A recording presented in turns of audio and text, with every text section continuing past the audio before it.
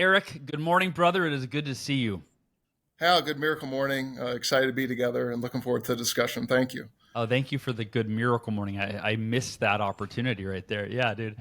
I appreciate it, man. Well, we were just talking about you're going on a trip with your 13-year-old son, which you do with all of your four boys, take them on a one-on-one trip. And I wanted to start with what matters most to you right now in your life. You know, I was on your Twitter or your X bio, and, you know, it just simply says husband, father, blessed. And I really think those three words, I would guess, knowing you for the last few years, sum up what matters most to you. But I'd love to hear it from you. What matters most to you in your life right now, Eric?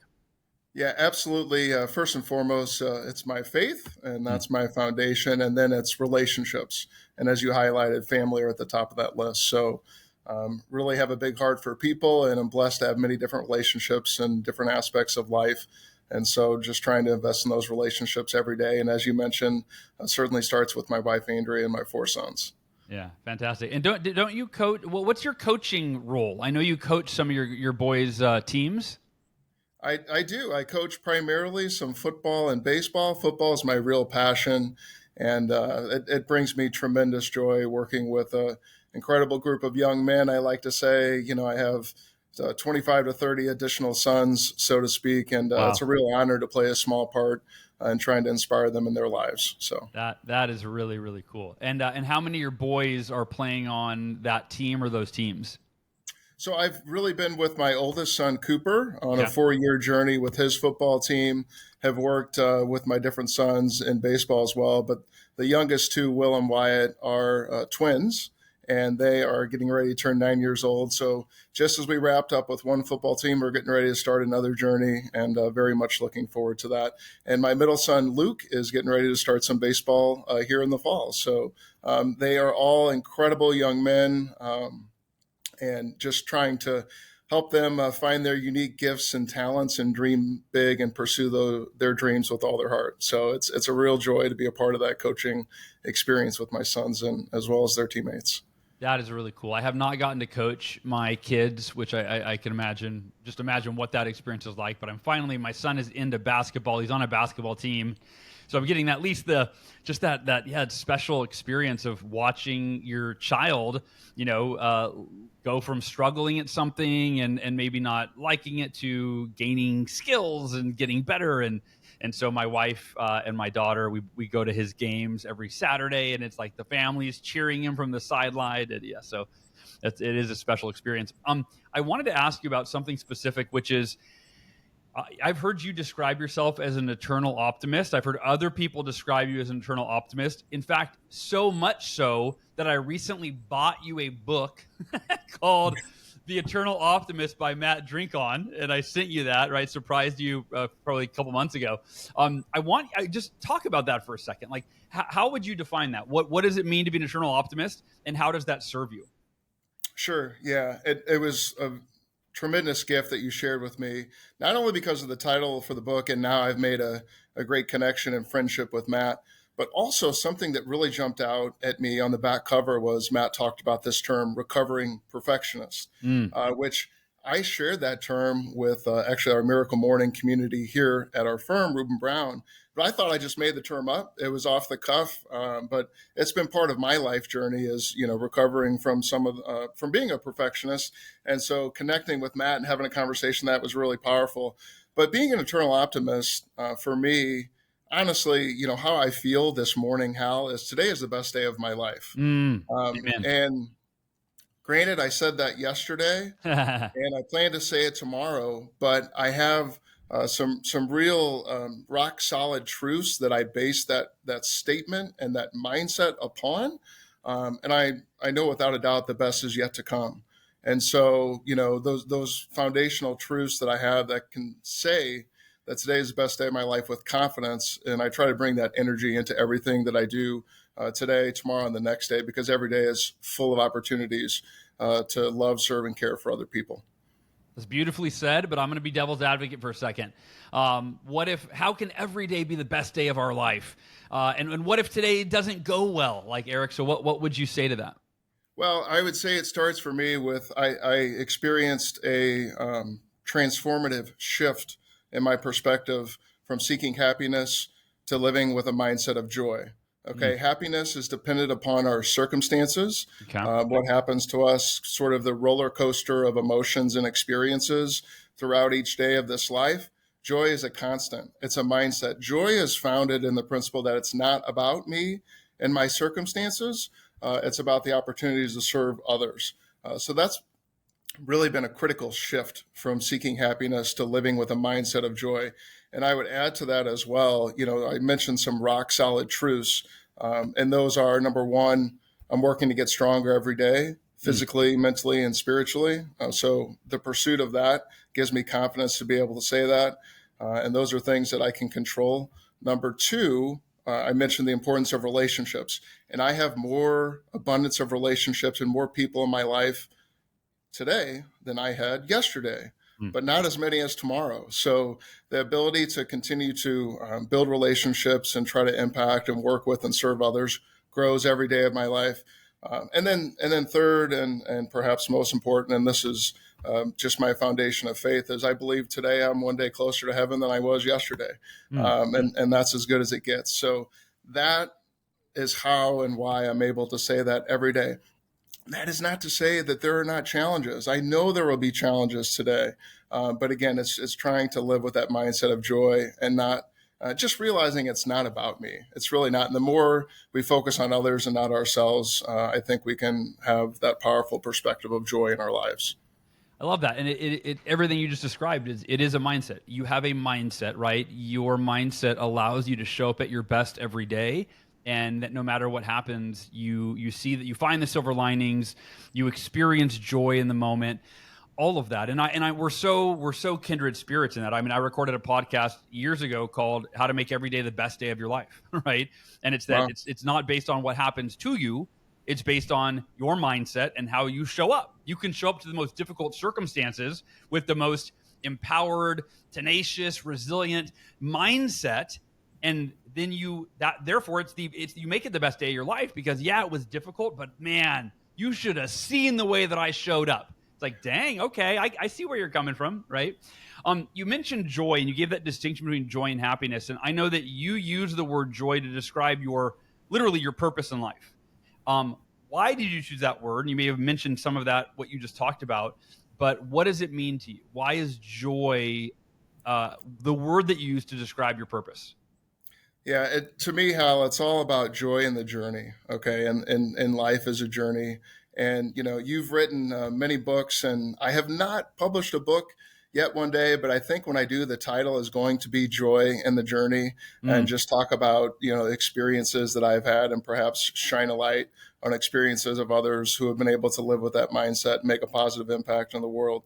But again, joy is about every human life is precious and every day is full of abundance of opportunities. And, it's a shift from have to get to, Yeah. and it's that perspective that you mentioned.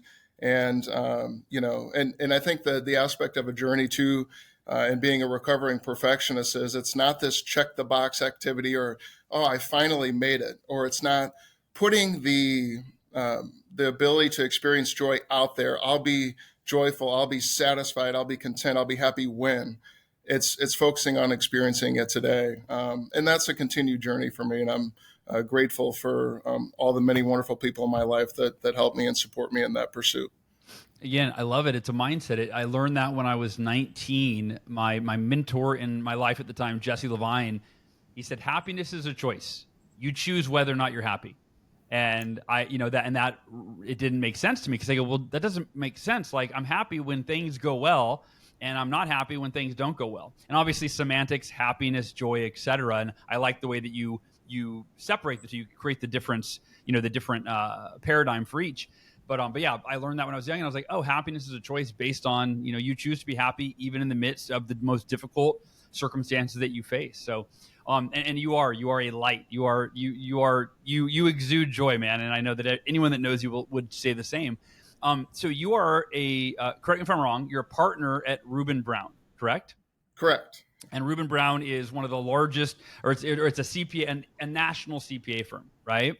Correct. So we met when you all brought me in to speak, and then I found out that when you guys were bringing me in, that your culture is called "Be Your Best for Others." And when I talk about the Miracle Morning, I say, hey, like I literally close my Miracle Morning keynote by saying, when I created this practice, it was I was struggling and I needed to turn my life around, and it did that. But I'm still doing the practice years later. Why? Because it helps me be my best for others. It helps me be the dad that my kids deserve, the husband that my wife deserves. So when I found out that your culture, your company, the theme was "Be Your Best for Others," I was stoked, because I was like, oh, we're so in alignment. Can you talk a little bit about the RubinBrown's culture to be your best for others? What does that mean? And then I want to talk about how you guys integrate the Miracle Morning into your workplace. Sure. Yeah. Be your best for others is a really powerful concept. And it's really, we anchor our beliefs as a firm, as a team, as one firm working together in this be your best for others concept, which is foundational to our culture, which really is about every single person that we're blessed to interact with and serve, both inside and outside of RubinBrown, our clients, our team members, those in our communities, that we are committed to being our best.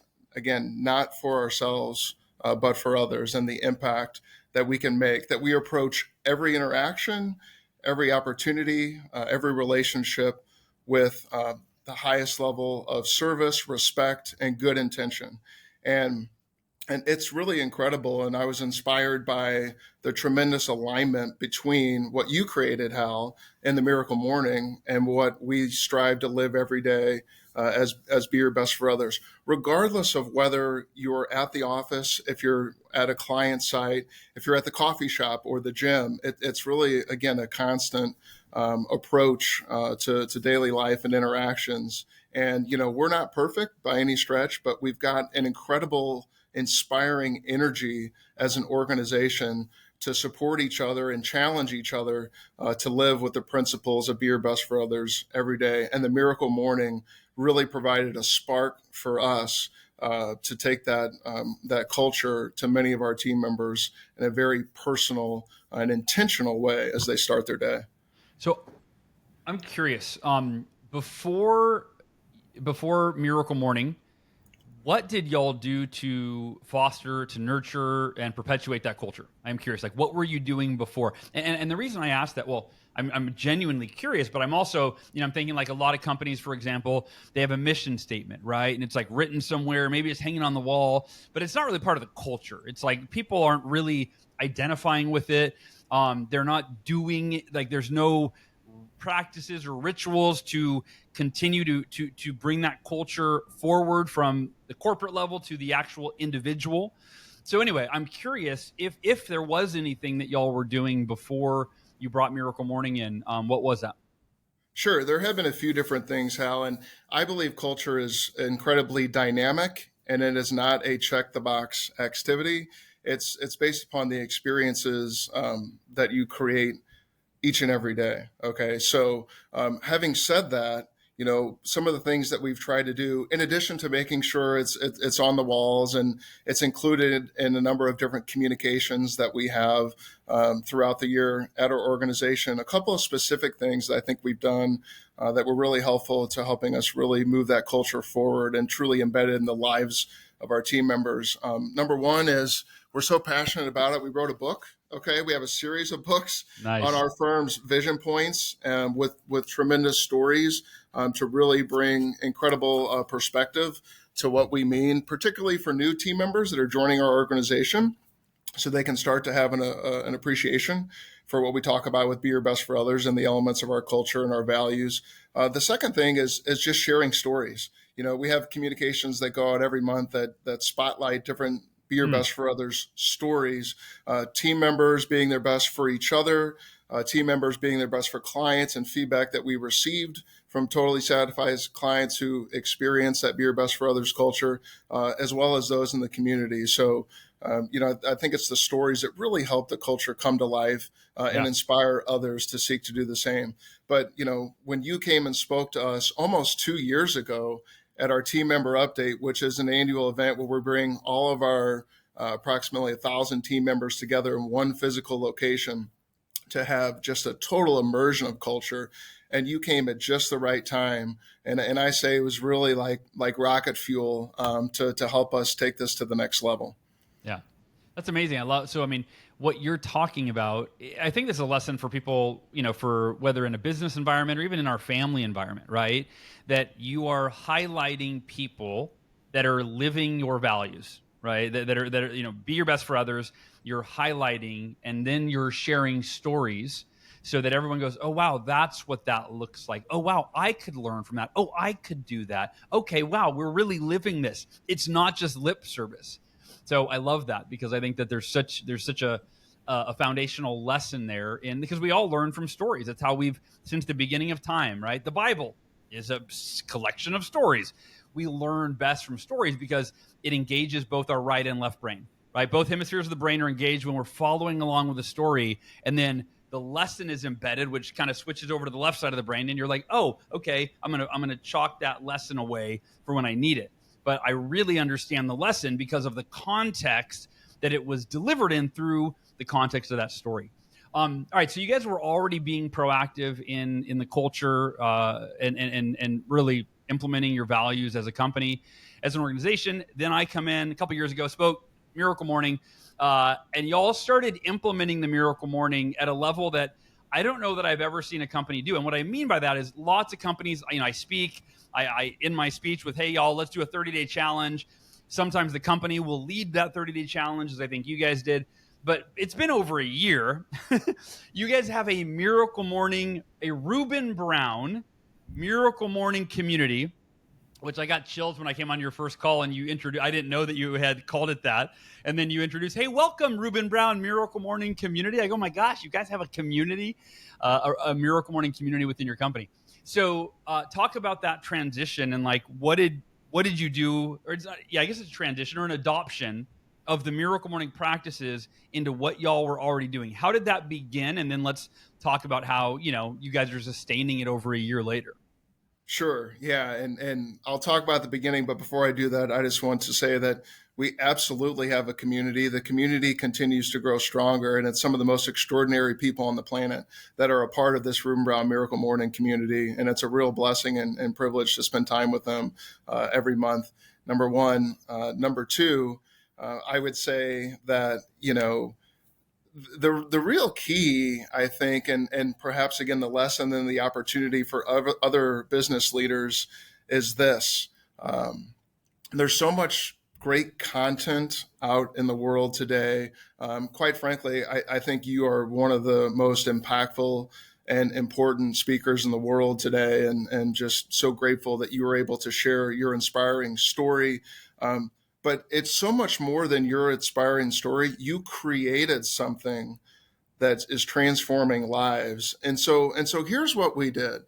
What happens is you have an event, you have keynote speakers such as yourself, perhaps someone listens to a podcast, and there's this moment of inspiration. Okay. But what typically happens is it's a gathering, it's an event, and then everyone, has that moment of inspiration. There's a spark there, but then they go back and they have a full schedule and meetings and messages and an email inbox. And there was that window of opportunity to truly implement transformative change that so often is missed. Sure. And quite honestly, we just said immediately after you spoke that was truly inspiring, for our 1,000 team members. And, to try to capture that spark of inspiration, let's provide something. Let's create an opportunity to sustain it beyond just the one-time message and the one-time event. Frankly, we knew that time was of the essence. So, getting just some buy-in from additional leaders at the firm, we said, let's send out a message. We're going to have a 30-day challenge. We're going to have a kickoff call. Frankly, we're not even sure how we're going to approach it or what exactly we're going to do yet, but we know time is of the essence. So we did that, and how we had an incredible response, completely optional. Okay. Right. There's no requirement, no obligation whatsoever. But if you were inspired and you want to make these changes and how you can be intentional to start your day to be your best for others, come to this kickoff huddle. And we had nearly 200 individuals at all levels of our organization from new team member recently graduated college to senior partners with 40 years of experience all over the country, decide to sign up and join us. So it was like, wow, we had this incredible response. We better figure out what we're going to do. But I think the lesson there is, if you try to create the perfect plan, you can spend so much time, building that, and then you miss that window of opportunity to capture that inspiration. So we had an initial 30-day challenge in January of 2023. And, organically, it has continued to build. We get together. We started with twice a week. Okay. These are virtual huddles because folks are located all over the country. And we talk about your miracle morning practices, the savers. And we real quick, highlight twice a week. That is quite frequent. What days were y'all meeting and what Yeah, time? we would meet on Monday afternoons and Thursday mornings. So we try to provide, we have multiple time zones. So we try to create opportunities that could fit within everyone's schedule. Twice a week, I would put together a slide deck, would kick it off. We would have something called a team member spotlight, where we have an opportunity for others to share about their experiences and how they're implementing the miracle morning practices. We have so much fun, Hal. There's so much energy. And I think one of the most powerful aspects of it is, this is not come to this huddle so you can be a better or more productive team member of RubinBrown. Okay. It is a truly personal and professional, holistic, being your best for others in every aspect and domain of your life. And there's just an incredible, sincere, and genuine desire to support and challenge others to be their best. We have resource giveaways. Okay. So we have we developed a recommended reading list from our community members. So we would give away books. We gave away passes to the Ultimate Ninja Gym workout for the E and Savers exercise.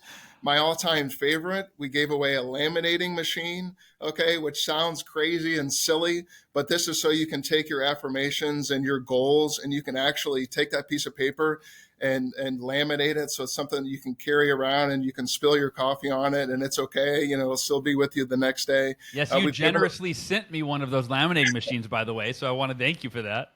I did. We have so much fun with it, and it's not so much about the resources itself, but it's just everyone feels the incredible energy and passion and commitment to help everyone be successful. And I think one of the foundational principles that we talk about almost every single time is that the truth that comparison is the thief of joy.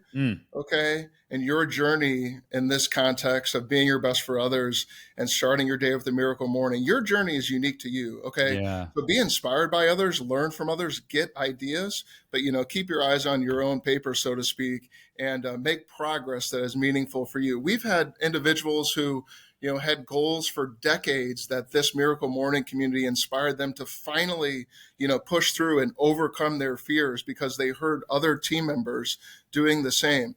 We've had, mothers of newborns who, sleep is precious to them, right? And so their challenge is just, how can I even just take 5 minutes to start my day? And we have, other folks that are spending, over an hour doing this. The point is not, one is better than the other. The point is every single life is precious, full of potential. And this can really provide inspiration to help you move your life forward in a positive way that's meaningful to you. I mean, it's so inspiring to me. Obviously, as the creator of the Miracle Morning, to see what you've done. What you mentioned that 200 people showed up to the first huddle virtually, right? It was like a Zoom huddle across the country. It's been a year and a half since January 2023. How many people are still? How often do you do the huddles? Like, how did that evolve to maybe less frequent than twice a week? But so how often are you doing it now, and how many people are showing up to a year and a half later? Sure. So I would just say that this is something that, as far as I'm concerned, we're going to continue for many years and decades, at least as long as I'm, blessed to be a part of the team here at RubinBrown. And we're continuing to, I would say, innovate and find ways to make it meaningful and get better. So we have some folks that in that initial January 2023 30-day challenge, that gave them the tools and the resources and the support that they needed to then continue on with their miracle morning. And so, they didn't attend the huddles after. Sure. We've had new people continuously join. So I would say on average, recognizing that we run into many, many scheduling conflicts, right? Sure. This is optional and folks have a lot of different things they're trying to accomplish in the day. But we have around 75 to 80 folks in a typical huddle. Okay. We have folks that are consistent and make close to everyone, others that, it's a little more sporadic. But each January, we're doing a 30-day challenge. And then we continue with monthly huddles. Okay, the twice a week or 30 minutes. The monthly huddles are an hour. We've had in-person lunches in our offices. Okay, I was at one of those. You were. It was Yeah. it was incredible. So much fun and so inspiring. So we've had those, a chance for in-person connection, which I believe is so important and so impactful. We have also created a LinkedIn community where folks will, post experiences, share pictures and ideas with the group in another format. And one of the most really remarkable experiences, I would say, that our community created through this effort is you spoke at our team member update in St. Louis in 2023.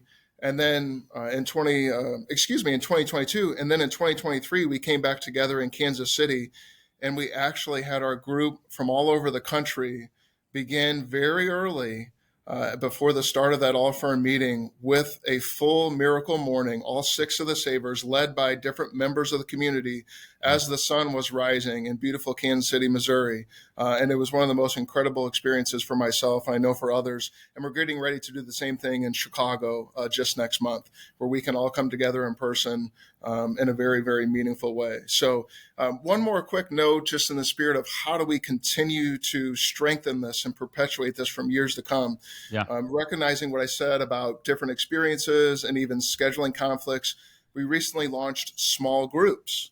So we tried to align different members of the community in groups of 3 to 4 to let them connect on their own time, however frequently, they would like, to really develop deep personal relationships with folks from different areas of the firm and different locations, but also talk about how they can continue to implement the miracle morning practices. Because as someone who has, been striving to always live, and I do the miracle morning every single day, okay, 365 a year, but, you need to continue to infuse it with new energy and different approaches to make it impactful for your particular season of life.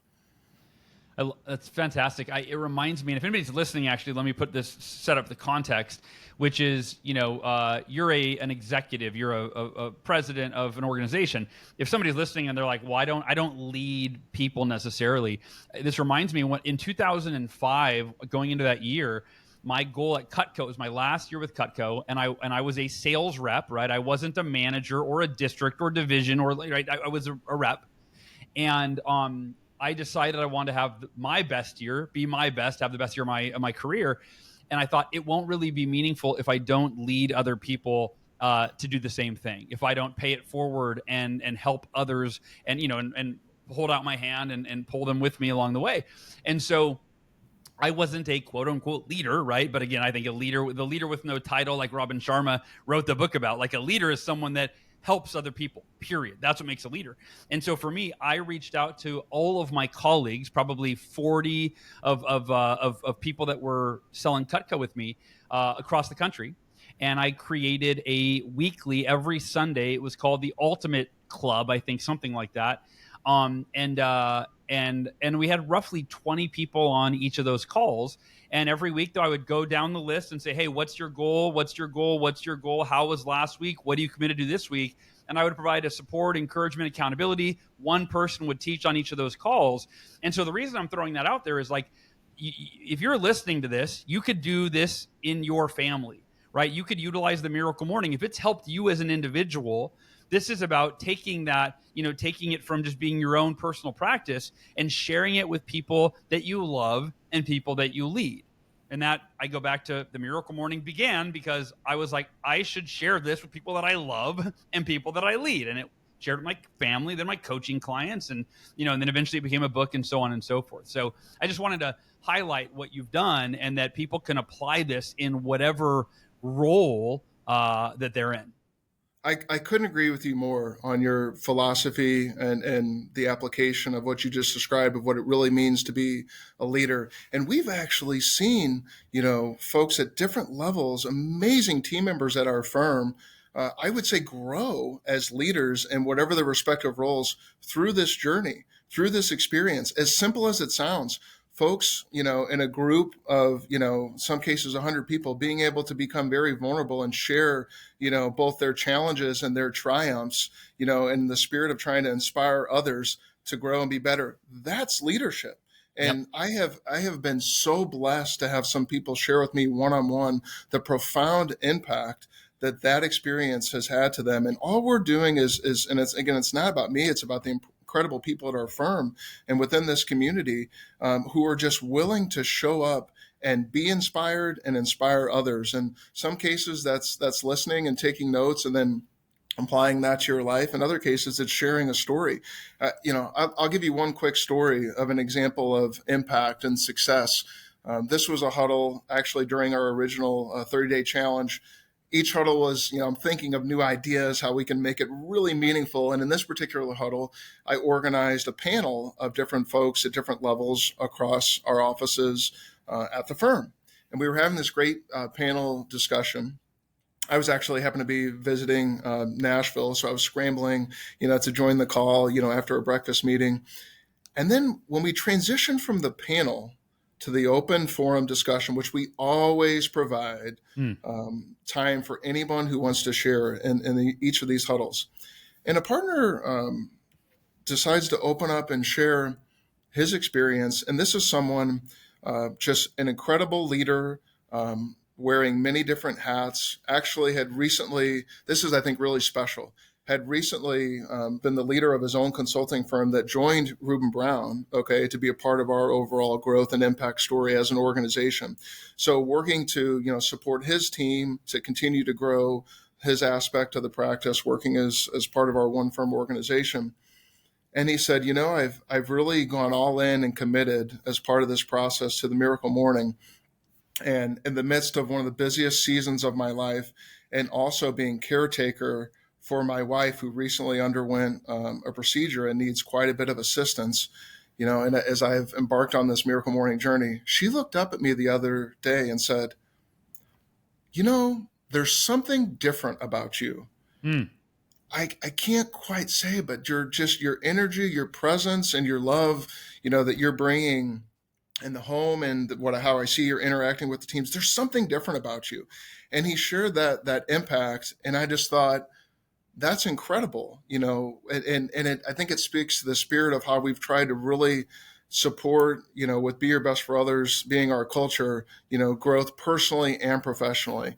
And lastly, I'll say we talk about inspired team members. And I feel like if we can, approach our day being inspired, then we're going to have, great success as a business. And, I really think that business can be a tremendous force for good in the world when you look at the amount of time that, team members devote, to their careers and trying to be good stewards of their roles at the organization. So I'm really hoping that there's even just one business leader that hears this and is inspired to implement the Miracle Morning community concept at their organization. I love it. It reminds me of a book I read years ago called The Dream Manager by Matthew Kelly. Are you familiar with that one? I have not read that one, but I will add it to our list. Add it to the list. You would love it. But basically, the concept is, and it's a parable, but it's about a leader who's struggling in his organization, and then he comes across a dream manager, which basically is it's teaching you to find out what your people that you lead, that you work with, what are their dreams, and then support them in achieving their dreams, whether it is aligned with your work or it supports your work or not. And I'm sure I'm not probably describing it perfectly here, but what I recall was the idea that if you, as a leader or as a parent, right? I try to do this for my daughter. Her dream is to be a professional actress. I have a lot of reservations about her being an actress, right? Being in that industry. And I've realized I've got to be connected to her. I need to support her dreams, right? And help guide her and steer her. And plus, if I don't support her dreams, I'm going to have very little influence in, helping guide her along what hopefully is a really positive path. But my point is this. when you differentiate yourself as a leader from just someone who is managing the person to maximize their productivity as it serves you and your business and your bottom line, people sense that. They see that. They go, he doesn't care about me. She doesn't care about me. She just cares about me making her money or doing my job well. But when you shift your focus, as y'all have, like when you're integrating the Miracle Morning as part of your culture and you're having these huddles and you're serving and supporting and you're telling these inspiring stories that are highlighting people in their personal life, in their professional life, well, what that does is it creates a whole different connection and rapport and level of trust with that person. It's like, hey, you know, a lot of us might be challenged to find really supportive, loving, encouraging, positive people in our personal lives. But if when we go to work, it's like, wow, my boss cares about my goals and my dreams and my family and my kids. And like, they're supporting me in being the best version of myself in every area of my life, including the ones that have nothing to do with their bottom line. Like, I'm in. And as I'm saying this, I'm reminded of something that you said, I don't know, a long time ago when you and I spoke about this, probably 6 months ago, a year ago. You talked about the Miracle Morning being RubinBrown's like differentiating factor, meaning like that you said from when someone becomes an intern for y'all, you give them a copy of the Miracle Morning like on day one. And I want you to articulate this, but basically I'm reminding you the idea of that this is right now business is competitive. And you were talking about how the Miracle Morning is your competitive advantage in the marketplace of finding great talent. We had a fantastic guest speaker. So at times we will invite guest speakers to our huddles. You've been so gracious to join a few of our huddles as well, which was truly inspiring. But one of our guest speakers, after he joined and participated in our huddle, the next day I was speaking with him and expressing my gratitude, and we were just reflecting on the conversation that we had. And he said, I've never experienced anything quite like that in the workplace setting. And he said, and he's a tremendous leader himself. He said, I believe the organizations that truly go all in helping their team members grow and develop personally and professionally are the organizations that are going to thrive and have the most success going forward. And look, just to be clear, we are not perfect. We are on a journey as an organization with Be Your Best for Others, but we are striving, to strengthen it each and every day and looking and finding new ways where we can help each and every team member of RubinBrown be their best for others. But I would tell you that, starting with the interns, we had a lunch with an intern group just a couple of weeks ago. And it's an example of just the continual perpetuation of this element of the culture. And one of the incredible partners that I work with said, who's have many years of experience in her career, she said, I just discovered this Miracle Morning concept and implemented this, at this point in my life. I can't even begin to imagine things that I could have achieved, goals that I could have achieved if I would have started, when I was, an intern or in college or just beginning the career. She was so passionate about it that we said, well, let's start that process at the very beginning. And we had a lunch, we had a discussion. We tried to make it very relevant and relatable to folks at that early stage in their career. And the response was incredible. And now they're invited to join the full community huddle. But one more example, when you talk about, just the aspects of leadership, I think it's so important that, has been said many times before, that we not only, lead with our words and with a mission, but by our actions every day. And I think that's something that our incredible community of this team members in the Miracle Morning have strived to do. And I'll give you one quick story, in the great, Miracle Morning framework that you've created. The E in Savers is exercise. And we had a team member that was, very transparent and vulnerable and opened up in one of our huddles and talked about something that she was trying to do to make some positive changes in her life in that particular domain. And she started climbing the stairs, 16, 17 flights of stairs after lunch as a way to get exercise. And, as often happens in these huddles, in the spur of the moment, I said, and some others joined in and said, well, when's the next time you plan to do that? I'd love to join you. So Nice. Sure enough, a small group of us gets together and we climb the stairs together.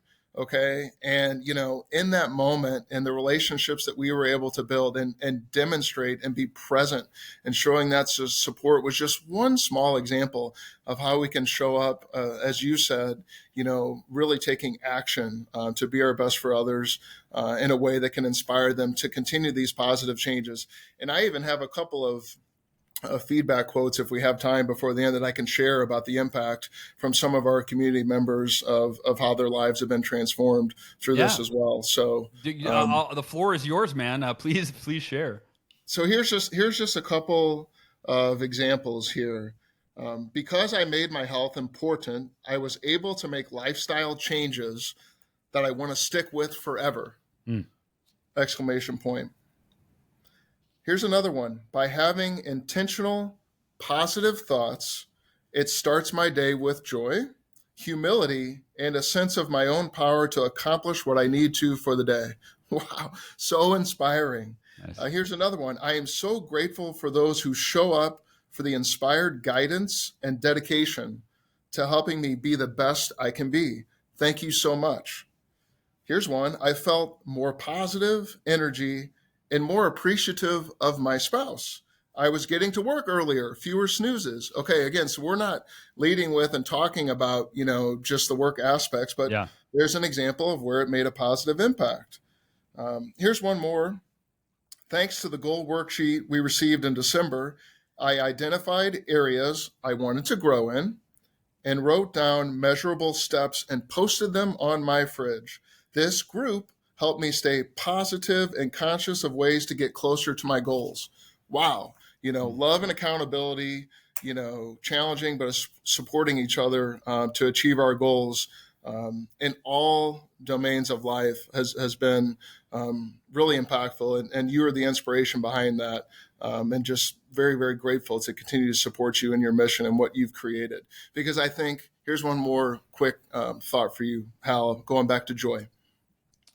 I think in a world where we have incredible technology, okay, endless amounts of information, okay, but so often we're consuming. I think what can help you be more joyful is to create, okay, more than you consume. Create more that you consume. And again, that's at all levels, at all seasons of life. And in other words, as often has been said, it is certainly much better to give than to receive. And I think that can help others increase joy in their journey. Awesome. Well, Eric, you are an inspiration. I know you always acknowledge me and you acknowledge everyone, part of what makes you a great leader, but you are truly an extraordinary leader. Like very few, if any, have ever taken, this concept, the miracle morning, that impacted you on a personal level, and then been so proactive to help other people. You're one of those proactive leaders when it comes to going above and beyond, going out of your way to help the people that you love and lead. And I'll just say your kids are very lucky to have you as a dad, man.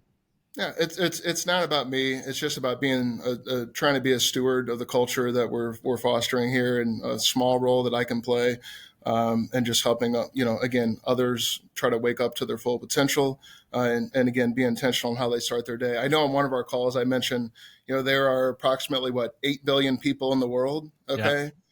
8 billion people are going to wake up tomorrow and start their day somehow. Why not be intentional to start your day in a positive mindset with energy and inspiration to be your best in the service of others? If we can continue to help more people, on that journey, and to persevere through challenges and to focus on others before themselves, I think there can be just an incredible tidal wave of goodness, in the world to make positive change at a time when we could really use a bit more of it. Awesome, brother. Well, I couldn't agree more. And I just want to remind anybody listening what you said earlier, which is, imperfect action, right? That you literally committed to do a miracle morning huddle when you had no idea what you were going to do on that huddle.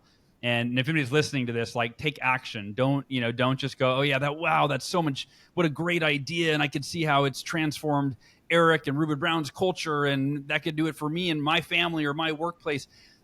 Really take action.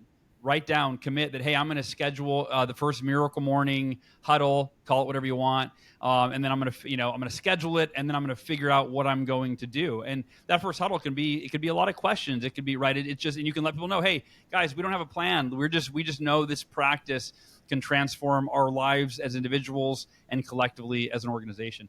Any final thoughts before we wrap up, Eric? Just how that, building on what you just said and that call to action, we're here to help. I would be thrilled to help any, business leaders who have an interest in pursuing a similar type of approach to supporting their team members to thrive and be their best personally and professionally in the service of others. Would love to help. I know you would love to help too. So I extend that as an offer. And in fact, Hal, one thing that we might want to consider also is having some sort of event for the clients of RubinBrown to share, the Miracle Morning in the spirit of trying to always be our best for our clients. So that's something that we can talk about offline. But I'm just very grateful for the opportunity. If probably the most profound truth that, has helped me personally to try to strive to be a better leader is just going back to what I talked about is having joy in the journey and focusing on others. It's not about me. Every single one of us has a God-given plan and purpose and just tremendous potential to make a positive impact.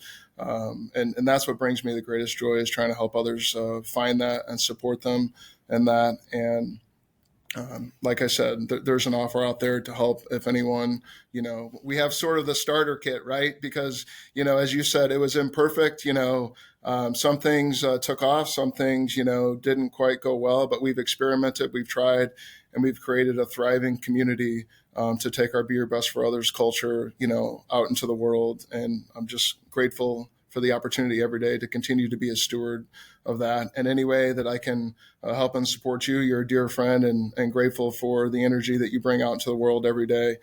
So looking forward, lots more to come. The best is yet to come. That's what I'll leave you with. The best is absolutely yet to come. I can say that with 100% confidence. Well, I'm with you, and I just have to say, you just made a really generous offer. If somebody wants to take you up on that offer, Eric, and get some guidance from you on how they can implement Miracle Morning in their organization, what is the best way to get a hold of you? Yeah, just call me. Just call, text 314-749-4179. Any time of day, try to be responsive. So again, 314-749-4179. Would be glad to take your call and look forward to connecting. Oh man, you just gave out your cell phone. Amen, dude. I am so curious. I'll report back. Yeah. What'd you say? I'll report back on any calls. Yeah, no, I can't wait to hear. Yeah, people reach out, and that's funny. A lot of people write they don't reach out, but it's like, hey, dude, you just got Eric's cell phone number. If you could have a conversation with Eric, like I just had, you're an incredible human being. So, all right, brother. Well, I appreciate you. I love you. Thank you for your love and leadership and faith and the way that you live your life, man. And until next time, I'll talk to you soon. I love you too, Hal. Enjoy the day.